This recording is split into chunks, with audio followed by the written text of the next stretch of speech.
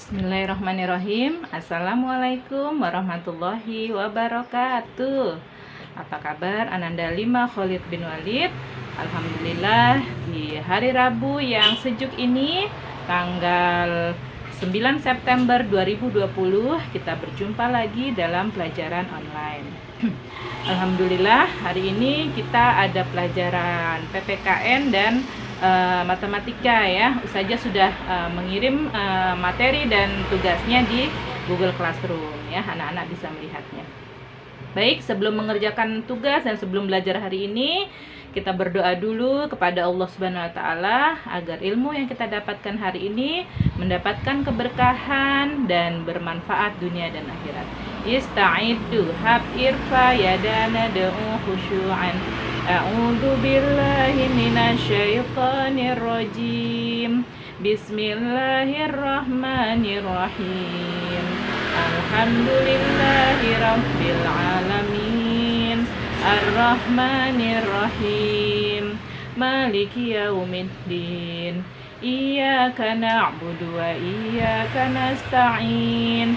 Ihdinas siratal mustaqim. Siratal ladzina an'amta 'alaihim ghairil maghdubi 'alaihim waladdallin. Amin. Raditu billahi rabba wa bil islami dina wa bi muhammadin nabiyya wa rasula wa bil qur'ani imama wa hukma. Rabbi zidni ilma warzuqni fahma. Rabbi syrah li sadri wa yassir li amri wahlul 'uqdatam min lisani yafqahu qawli. Amin ya rabbal alamin. Baik anak-anak, hari ini bincang-bincang pagi kita, Ustazah akan menyampaikan 7 adab masuk kamar mandi ya, dimana kebutuhan kita akan buang hajat di kamar mandi itu sangat sering kita lakukan ya selama 24 jam. Nah, maka itu anak-anak harus memperhatikan adab-adabnya. Yang pertama adalah berdoa sebelum masuk kamar mandi ya. Rasulullah SAW ketika memasuki kamar mandi, beliau ucapkan, Allahumma inni a'udzubika minal khubuthi wal khaba'ith. Ya Allah, aku berlindung kepadamu dari setan laki-laki dan setan perempuan ya. Jadi sebelum kita masuk kamar mandi, kita berdoa dulu seperti ini ya, agar kita terlindung dari godaan setan baik laki-laki maupun setan perempuan ya. Kemudian yang kedua adalah mendahulukan kaki kiri ya. Rasulullah SAW lebih suka mendahulukan yang kanan ketika memakai sandal, menyisir rambut, ketika bersuci dan dalam setiap perkara yang baik-baik ya. Jadi kalau yang perkara yang membuang hajat, membuang kotoran, itu Rasulullah lebih mengutamakan atau memang disunahkan menggunakan kaki kiri gitu ya. Kalau misalkan yang baik-baik baru kaki kanan. Kemudian yang ketiga, tidak berlama-lama ya.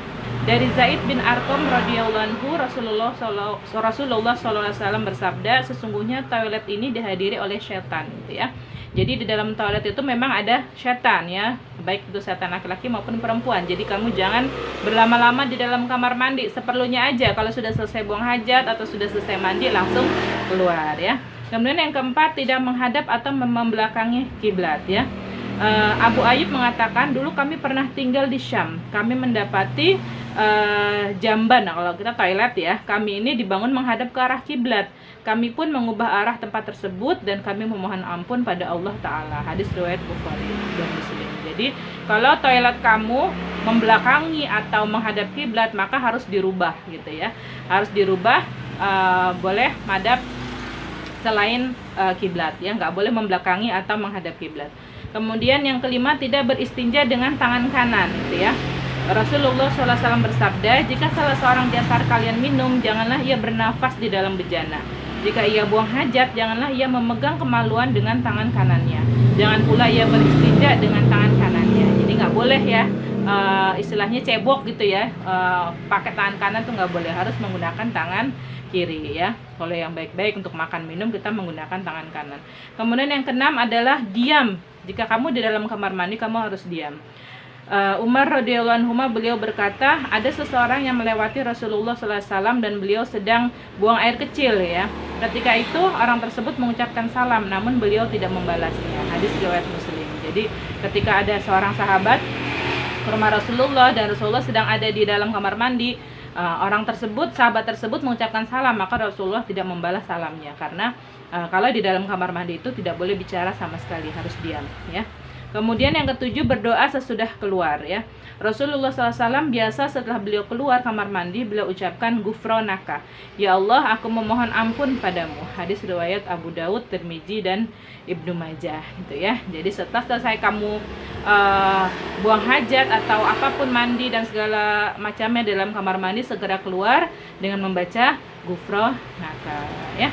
Mungkin itu saja bincang-bincang pagi kita, ya, anak-anak Lima Khalid bin Walid. Mudah-mudahan anak-anak senantiasa diberikan kesehatan, keberkahan, kemudian tetap semangat, mandiri, dan ikhlas karena Allah Subhanahu wa Ta'ala.